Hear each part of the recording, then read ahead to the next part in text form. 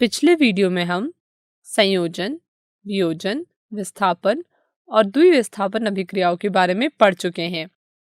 चलिए अब आखिरी अभिक्रिया उपचयन एवं अपचयन के बारे में पढ़ते हैं, जिसे अंग्रेजी में ऑक्सीडेशन और रिडक्शन कहते हैं। आइए पहले उपचयन अभिक्रिया के बारे में विस्तार से पढ़ते हैं। उपचयन अभिक्रिया को समझने के लिए चलिए पहले क्रियाकलाप देख लेते हैं। आइए चलिए देखते हैं कैसे कॉपर से कॉपर ऑक्साइड बनता है। इस प्रक्रिया के लिए हमें चाहिए copper powder, burner, tripod stand और तार से बनी एक जाली। एक चाइना डिश को गर्म करें जिसमें कुछ मात्रा में कॉपर पाउडर लिया गया है और देखें कि क्या होगा। हम देख सकते हैं कि भूरे रंग के कॉपर पर काले रंग की परत चढ़ गई है, जो कि कॉपर ऑक्साइड की है। ऐसा रंग हमें क्यों मिला? क्योंकि अब कॉपर हवा के ऑक्सीजन के साथ अभिक्रिया कर चुका है। ऊपर दिखाए गए क्रियाकलाप में शामिल अभिक्रिया कुछ इस प्रकार है।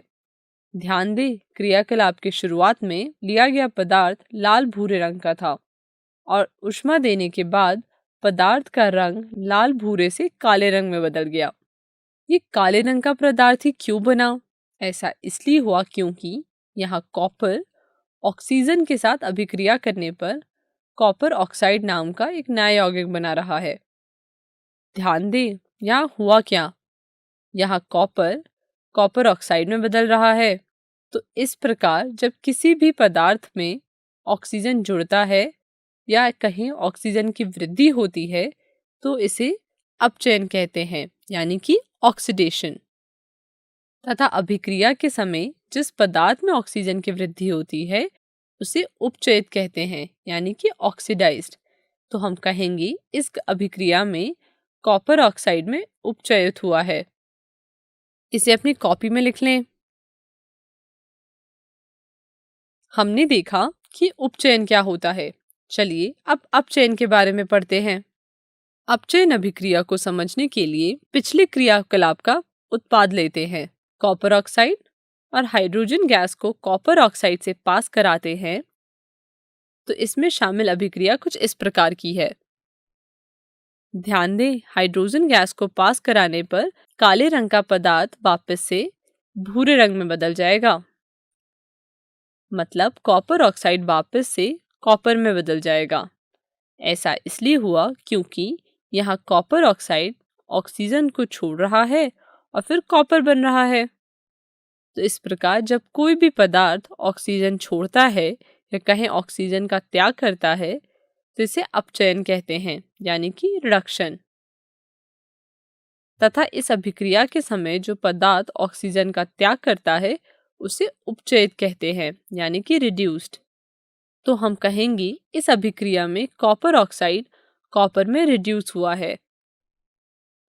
और इस अभिक्रिया में एक बात का और ध्यान दें कि यहाँ कॉपर ऑक्साइड द्वारा छोड़ा गया ऑक्सीजन हाइड्रोजन ले रहा है और जल बना रहा है। और हमने यह पढ़ा है कि ऑक्सीजन की वृद्धि उपचयन होती है। तो यहाँ दो अभिक्रियाओं पे ध्यान दें। पहली अभिक्रिया में कॉपर ऑक्साइड कॉपर में बदल रहा है, जो कि अपचयन हुआ, और दूसरी अभिक्रिया में हाइड्रोजन पानी में बदल रहा है, जो कि उपचयन हुआ।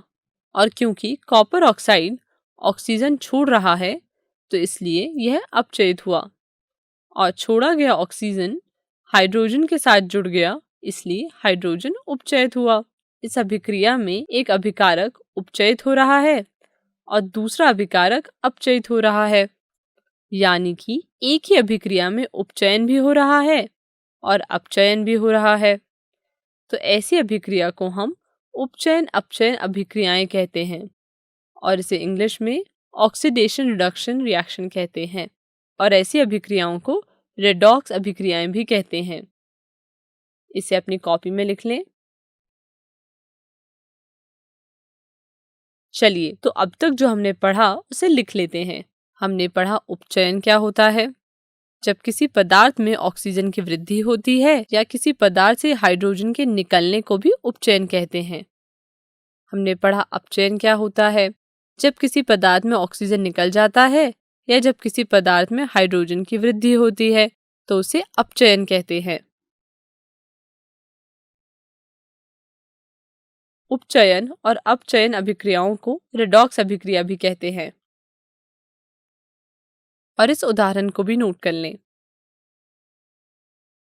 चलिए उपचयन अपचयन एक और उदाहरण की मदद से समझते हैं।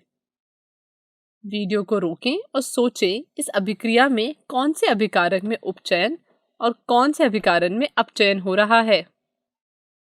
चलिए आपको मैं एक हिंट देती हूँ, क्या अब आप बता सकते हैं जवाब? उत्तर देखते हैं। ध्यान दें, इस अभिक्रिया में कार्बन उपचयित होकर कार्बन डाइऑक्साइड बना रहा है, मतलब यहाँ उपचयन हो रहा है। और जिंक ऑक्साइड अपचयित होकर जिंक बना रहा है, मतलब यहाँ अपचयन हो रहा है।